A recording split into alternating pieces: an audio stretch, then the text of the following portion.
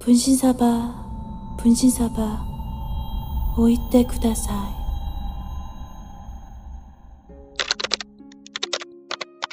चेन्नई के एक regional TV channel के स्टूडियो में एक रियलिटी शो का शूटिंग चल रहा था।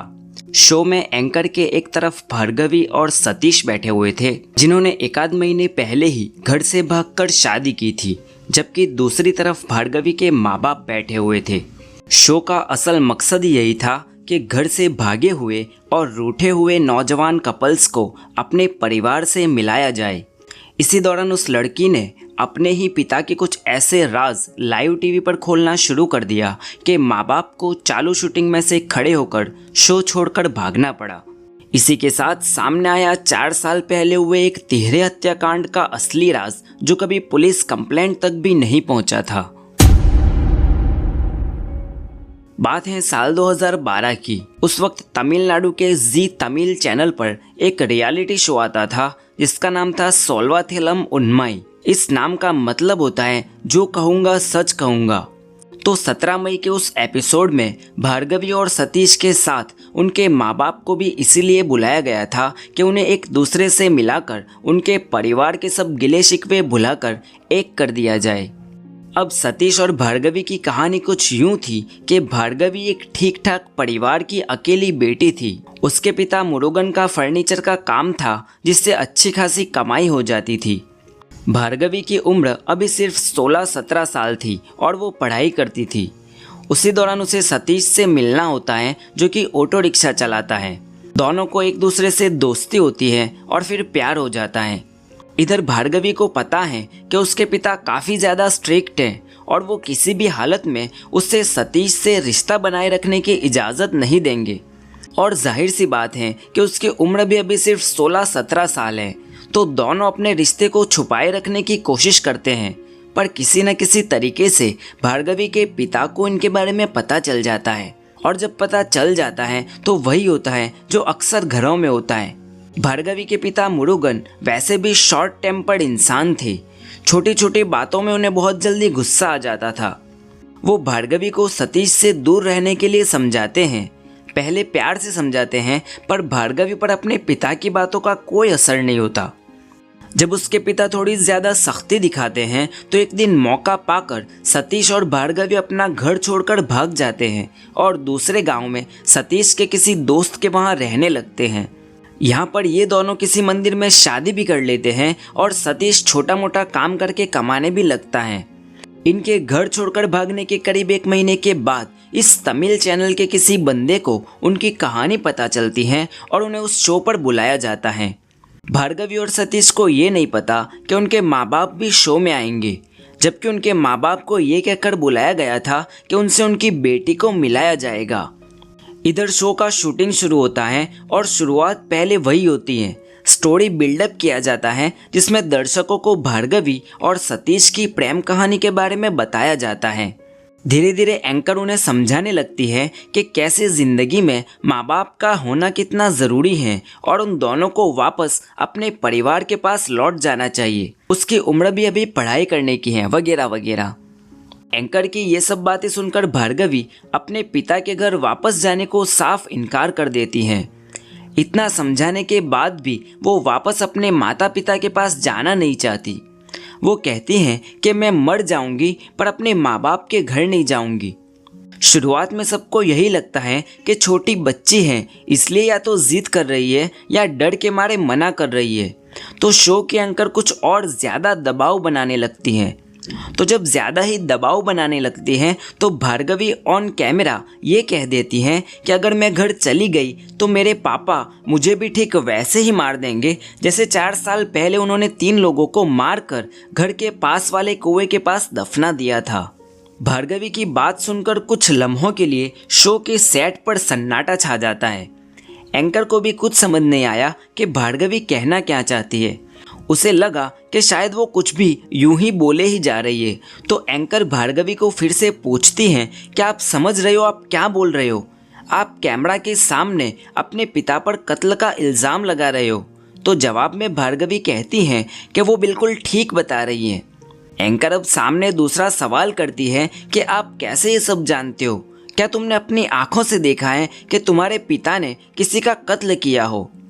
तो जवाब में भार्गवी कहती है कि मैंने खुद से तो नहीं देखा, पर मेरी माँ हमेशा से मुझे डांटते हुए कहती हैं कि अगर मैंने सतीश को नहीं छोड़ा तो मेरे पिता मुझे भी ठीक वैसे ही मार देंगे जैसे 4 साल पहले 3 लोगों को मारा था। इस तरह से भार्गवी ने अब पूरी कहानी अपने माँ राजेश्वरी के कंधे पर पलट दी। अब इधर शो की रिकॉर्डिंग चालू है, सब लोग बैठे हुए हैं और इतने लोगों के बीच भार्गवी ने अपने पिता को कातिल करार दे दिया। अब एंकर ने मुड़कर राजेश्वरी से सवाल किया कि भार्गवी जो कुछ बता रही है वो सच है या नहीं। इधर राजेश्वरी कुछ जवाब दे पाए उससे पहले ही भार्गवी के पिता मुरुगन गुस्सा हो जाते हैं। वो चिल्लाते हुए खड़े हो जाते हैं कि ये लड़की पागल हो गई है, अपने प्यार के नशे में कुछ भी बोले जा रही है। और ऐसा कहते हुए वो भार्गवी की माँ को लेकर शो छोड़कर वहाँ से निकल जाते हैं।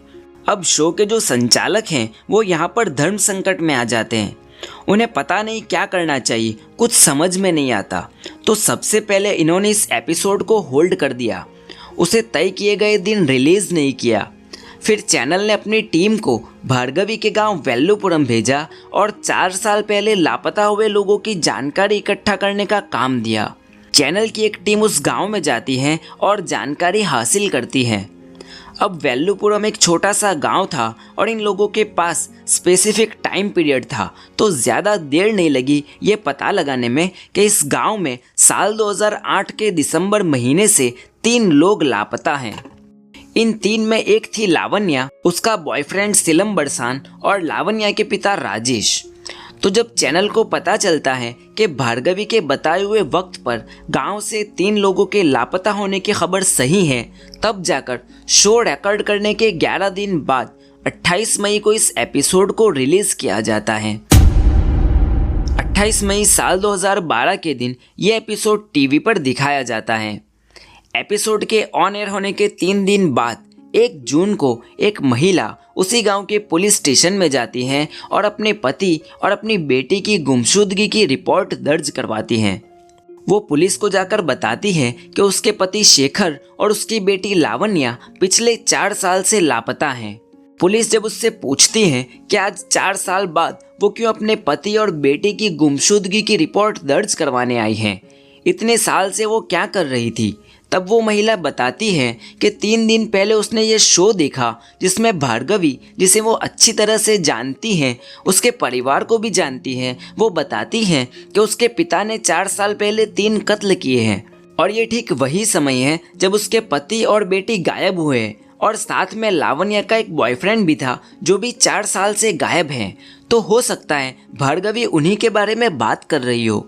अब पुलिस भी चौकन्नी हो जाती है। पुलिस उस एपिसोड को देखती है और फिर चैनल वालों का संपर्क करती है। फिर उस एपिसोड के रॉ फुटेज मंगवाती हैं और उन्हें ध्यान से देखती है। ये सब देखने के बाद पुलिस को लगता है कि कहीं ना कहीं तार तो जुड़ रहे हैं। अब पुलिस मुरुगन से पूछताछ करने को सोचती है और सीधे उसके घर पहुंच जाती है। वहां जाती है तो पता चलता है कि ये लोग तो घर छोड़कर जा चुके हैं, घर पर ताला लगा हुआ है और कोई है भी नहीं। अब इत्तेफाक से भार्गवी ने उस एपिसोड में ये तक कहा था कि उसके पिता ने 3 लोगों को मार के घर में कुएं के पास दफना दिए हैं। तो पुलिस की टीम कुएं के आसपास खुदाई करना शुरू करती है और आप अभी जो देख रहे हो वो ठीक उसी खुदाई का वीडियो है। कुएं के आसपास थोड़ी सी ये खुदाई करने के बाद पुलिस को उधर से मानव कंकाल मिलना शुरू हो गया। जैसे जैसे पुलिस ने पूरा खोदा तो 3 लोगों के कंकाल मिले। तो अब जाकर पुलिस को यकीन हो गया कि भार्गवी ने उस शो में जो कुछ कहा था वो बिल्कुल सही था। अब पुलिस को भार्गवी के माँ बाप की तलाश थी। भार्गवी के माँ बाप को ढूंढना पुलिस ने शुरू किया। मुरुगन के फ़ोन को ट्रेस किया, रिश्तेदारों से पूछताछ की तो पता चला कि मुरुगन अपने किसी दूर के रिश्तेदार के पास गया था, पर वो अपना एड्रेस बदलता रहता था। तो पुलिस ने फिर से एक ट्रिक लगाई। पुलिस ने उस रिश्तेदार से संपर्क किया, पर पुलिस के तौर पर नहीं बल्कि उसी चैनल के रिप्रेजेंटेटिव के तौर पर। मुरुगन से ये कहा गया कि ये लोग चैनल की तरफ से हैं और उसे अपनी साइड रखने का, अपनी सफाई देने का मौका देना चाहते हैं ताकि वो प्रूव कर सके कि वो बेगुनाह हैं। तो मुरुगन पुलिस की इस चाल में फंस जाता है और अपना लोकेशन बता देता है। पुलिस फिर वहां जाकर उसे गिरफ्तार कर लेती है। हालांकि पुलिस को सिर्फ मुरुगन मिला, भार्गवी की मां नहीं। अब पुलिस को मुरुगन के घर से कंकाल मिल चुके थे, तो मुरुगन के पास अपना गुनाह कबूल करने के अलावा और कोई चारा भी नहीं था। तो अब मुरुगन पुलिस को वो कहानी सुनाता है। बात है साल 2008 की। मुरुगन की अपने इलाके में फर्नीचर की दुकान थी और अच्छा खासा काम भी चल रहा था। मुरुगन का एक दोस्त था शेखर, जिससे मुरुगन का पारिवारिक रिश्ता था। शेखर और मुरुगन इतने करीबी दोस्त थे कि शेखर ने अपने कीमती गहने, जिसे उसने अपनी बेटी की शादी के लिए संभाल के रखे थे, वो मुरुगन को सौंप दिए। क्योंकि मुरुगन के पास बैंक में लॉकर था, तो उसे ये लगा कि वो गहने घर के बजाय अगर बैंक में रहेंगे तो ज़्यादा सुरक्षित रहेंगे, और उसे अपने दोस्त मुरुगन पर भरोसा भी था। शेखर की एक बेटी थी जिसका नाम था लावण्या, जो कि अब जवान हो रही थी, और उसी की शादी के लिए शेखर ने वो गहने इकट्ठे किए थे। इधर मुरुगन की दुकान में सिलंबरसान नाम का एक लड़का काम करता था। इत्तेफाक से शेखर की बेटी लावण्या का सिलंबरसान से लव अफेयर चल रहा था, और उसके बारे में शेखर को पता भी चल गया था। उसने अपनी बेटी को सिलंबरसान से दूर रहने के लिए समझाया, पर उस लड़की पर अपने पिता की बात का कोई असर नहीं हुआ। तो शेखर ने अब मुरुगन को पकड़ा और उसे सिलंबरसान को समझाने के लिए कहा। मुरुगन ने भी एक दो बार सिलंबरसान को समझाया कि लावण्या से दूर रहे, धमकी भी दी, पर उस पर कोई असर नहीं हुआ। दोनों का चक्कर चलता ही रहा और मुरुगन को ये बात कतई पसंद नहीं आई। तो एक दिन मुरुगन ने दोनों प्रेमी पंछी लावण्या और सिलंबरसान को अपने घर खाना खाने के लिए बुलाया। उस दिन घर पर कोई नहीं था। पहले उसने दोनों को अपने पास बिठाकर प्यार से समझाया। काफ़ी समझाने के बाद भी उन दोनों पर मुरुगन की बातों का कोई असर नहीं हुआ और दोनों अपनी जिद पर अड़े रहे। जब मुरुगन को लगा कि ये दोनों ऐसे समझने वाले नहीं हैं, तो फिर उसने दोनों को खाने के लिए बिठा दिया और चुपके से दोनों के खाने में जहर मिला दिया, जो कि उसने पहले से ही प्लान कर रखा था।